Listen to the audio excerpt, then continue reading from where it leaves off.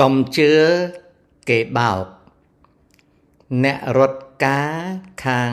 អណ្ដោប្រវេសន៍នៅអាមេរិកនិយាយថាបើសិនណាជាយើងមានទិដ្ឋាការចូលមករៀននៅអាមេរិកយើងអាចបដូរទិដ្ឋាការនឹងបាននៅពេលដែលយើងកំពុងរៀនច្បាប់ថ្មីរបស់រដ្ឋាភិបាលត្រាំអត់ឲ្យដូរទិដ្ឋាការទេបុគ្គលទាំងឡាយណាដែលចង់ដូរទិដ្ឋាការត្រូវវិលទៅស្រុកវិញហើយសុំទិដ្ឋាការសារជាថ្មីដូច្នេះពាក្យភូតកុហកបោកប្រាស់ដែលនិយាយថា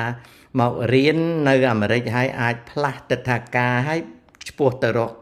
ការនៅជាអចិន្ត្រៃយ៍កាន់ Green Card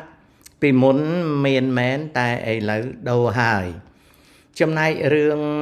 រៀបការនៅលើដីអាមេរិកចំពោះនរណាដែលគ្មានទិដ្ឋាការចូលមករស់នៅជាទិដ្ឋាការ